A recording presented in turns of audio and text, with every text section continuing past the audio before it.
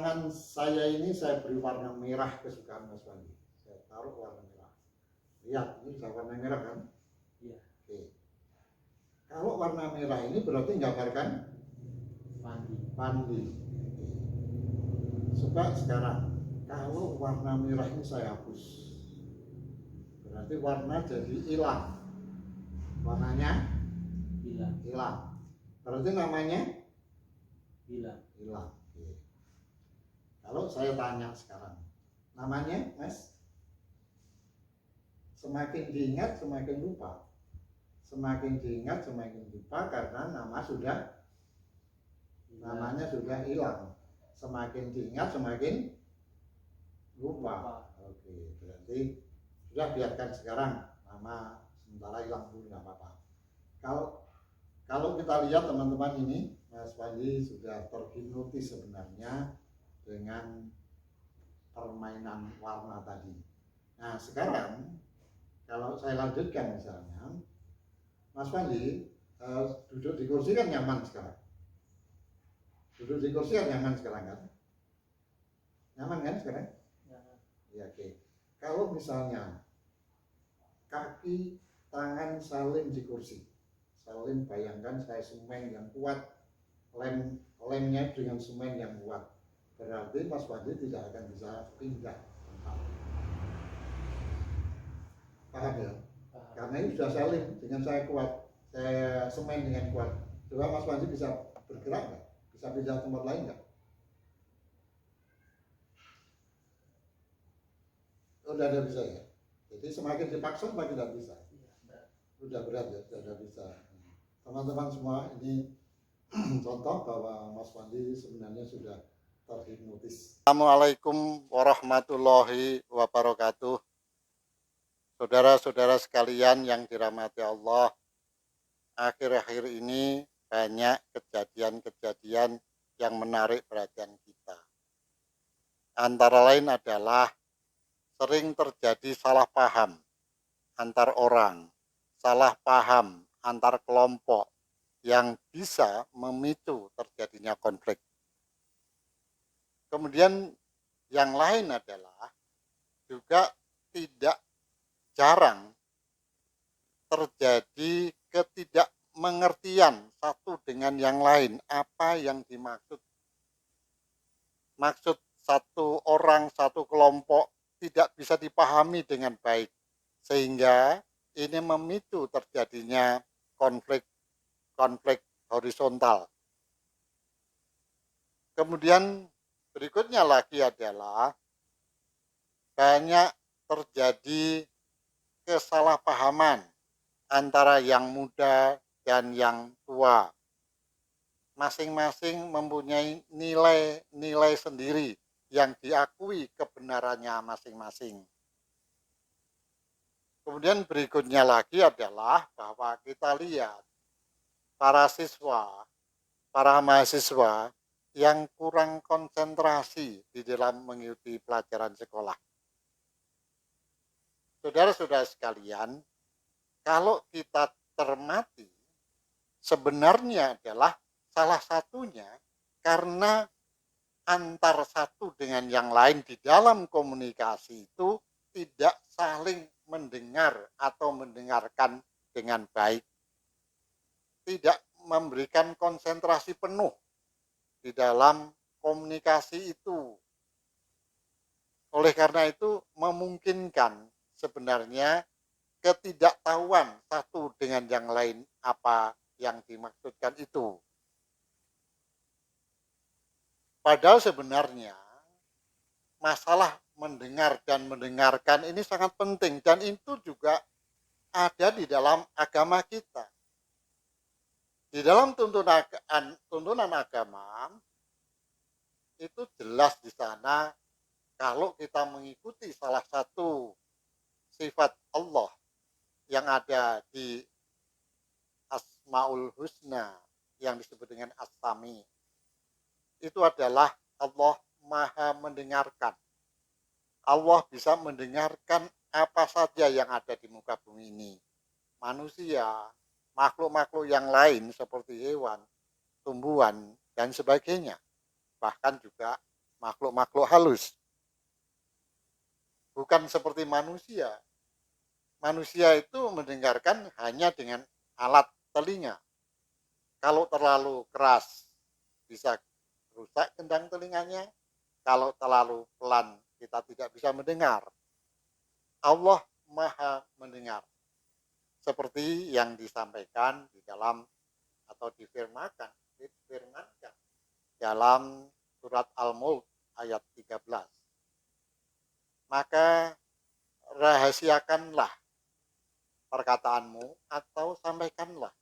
Sesungguhnya Allah Maha mengerti isi hati. Di sini jelas bahwa kita dituntunkan untuk itu.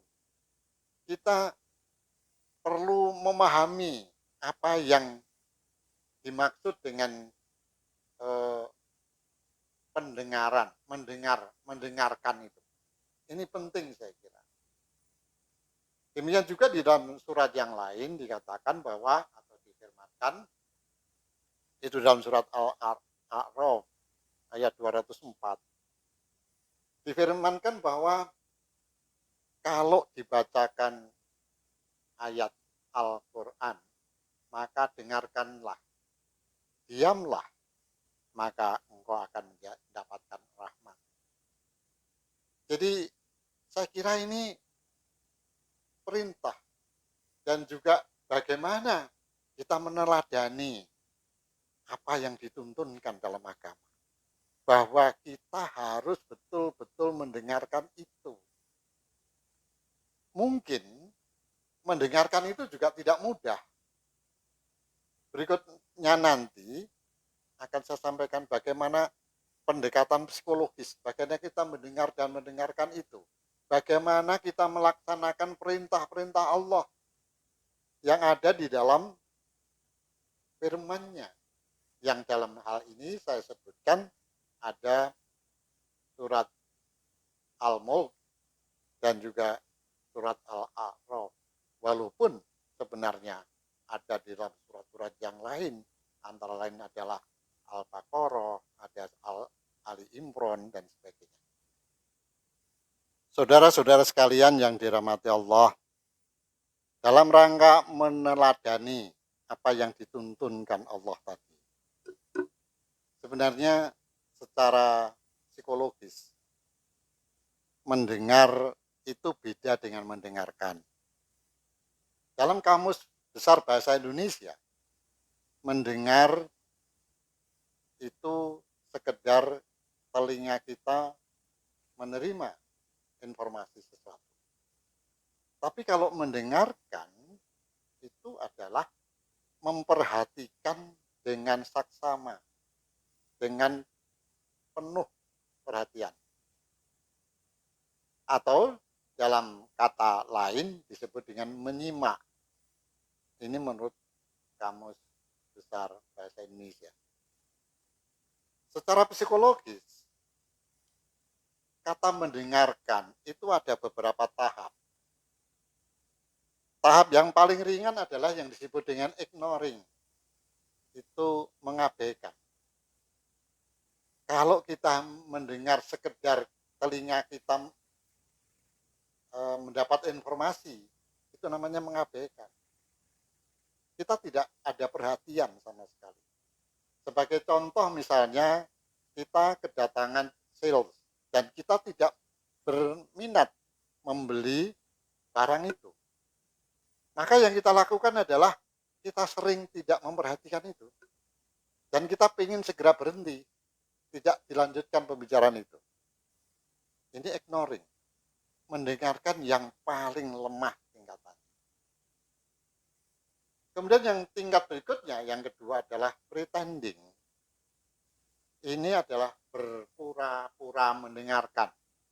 Kelihatannya mendengarkan, tapi sebenarnya tidak tahu apa yang didengarkan. Ada di situ orangnya, seperti juga melihat, juga seperti juga mendengar. Tapi perhatiannya kemana-mana, pikirannya di mana-mana. Sehingga akhir pembicaraan itu dia tidak tahu apa yang dimaksud. Ini namanya pretending atau berpura-pura.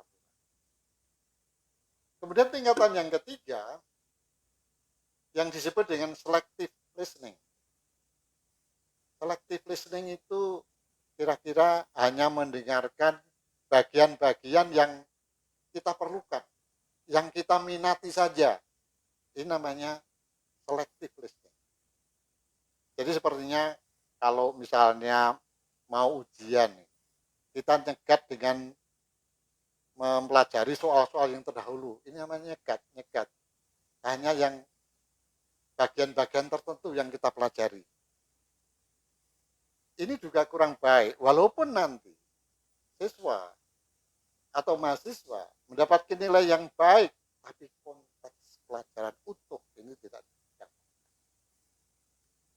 Karena dia kalau nyegatnya pas, nilainya baik. Hanya kebetulan saja. Kemudian berikutnya adalah yang disebut dengan attentive listening.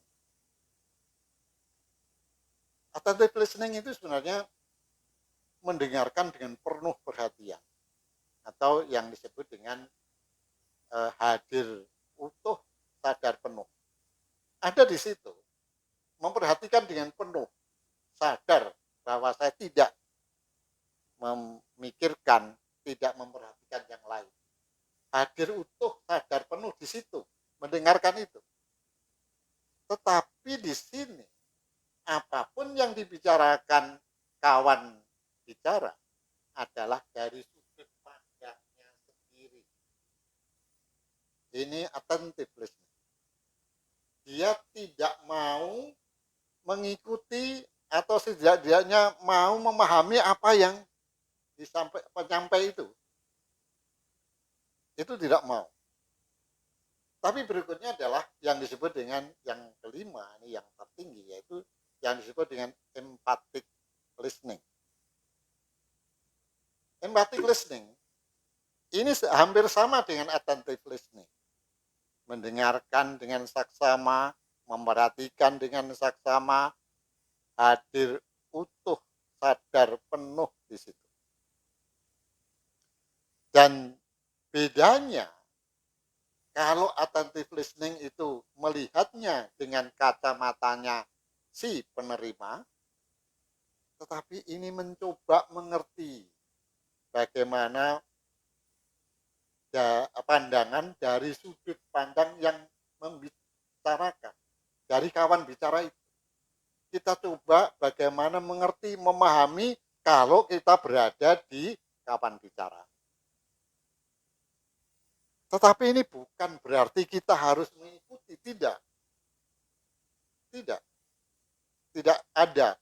Kalau seseorang atau kawan bicara menyampaikan sesuatu lalu kita harus mengikuti 100% tidak. Saya tidak mengatakan itu. Tapi kita yang penting adalah empathic listening. Empathic listening, kita hadir untuk sadar penuh, mendengarkan semuanya dengan saksama. Mencoba memahami dari sudut pandang si pembicara. Nah, kalau kita tidak setuju, bisa saja kita punya pandangan lain, tapi kita coba sampaikan dengan cara-cara sebagai berikut. Saudara-saudara sekalian yang dirahmati Allah, kalau kita tidak setuju apa yang disampaikan oleh pembicara, kita bisa menyampaikannya. Tapi cara penyampaiannya adalah secara persuasif dalam bahasa sosiologinya. Artinya adalah kita mulai dengan backtracking. Supaya kita mendapatkan simpati dari si pembicara terdahulu, kita mengulang apa yang disampaikan, yang ingin kita tanggapi. Bahwa Bapak tadi menyampaikan apa yang intinya, yang akan ditanggapi, disebut. Lalu yang kedua, yang berikutnya adalah acknowledging. Itu mencoba kita memahami dari sudut pandang pembicara. Kita coba memahami sebenarnya yang dimaksud itu apa. Kalau kita sudah coba memahami dari sudut pandangnya, baru kemudian kita coba untuk memberikan reflecting emotion. Kita coba juga mengikuti emosinya si pembicara. Kalau emosi tidak setuju terhadap kebijakan tertentu, ya kita mengikuti itu. Oh, itu memang kebijakan itu perlu mendapat perhatian, tetapi itu perlu disampaikan secara persuasif, kemudian pelan-pelan. Setelah ada backtracking, acknowledging, dan reflecting emotion tadi, itu lalu dibawa untuk sampai kepada pendapat yang menerima tadi. Dengan begitu maka kita akan menjadi pribadi yang penyampaiannya terasa simpatik. Dan juga pihak pembicara yang pertama tadi bisa juga akan bisa menerima. Kalau memang harus kompromi, tetapi kedua-duanya tidak ada rasa apapun. Saudara-saudara sekalian yang dirahmati Allah, kalau kita akan melakukan ini, sebenarnya tidak seperti membalik telapak tangan. Ini perlu latihan. Ini yang disebut dengan mindful listening. Mindful listening itu perlu latihan. Latihan mendengarkan. Kalau sudah latihan mendengarkan, latihan kita meresapi, kemudian menyampaikan dengan cara-cara seperti yang dimaksudkan tadi. Dengan demikian, kalau kita bisa pahami benar, maka kesalahpahaman antar pembicara satu dan penerima itu peluangnya kecil. Dengan demikian maka ada rasa saling menghormati satu dengan yang lain. Ada peluang untuk saling belajar satu dengan yang lain. Untuk menghindari salah paham. Untuk menghindari salah pengertian dengan mindful listening. Yang dimaksudkan adalah intinya hadir utuh, sadar penuh. Dan ini tidak mudah. Betul-betul tidak mudah. Dan itu harus dilatih. Dengan kita bisa latihan seperti itu dari ke hari, maka dua keuntungannya. Yang pertama adalah kita mengikuti tuntunan agama, meneladani Allah. Dan yang kedua adalah kita membina persaudaraan dengan baik, menghindari konflik-konflik yang tidak perlu terjadi, baik itu antar pribadi, antar kelompok yang bisa mungkin itu bersifat horizontal. Mudah-mudahan ada manfaatnya. Billahi taufik wal hidayah. Assalamualaikum warahmatullahi wabarakatuh.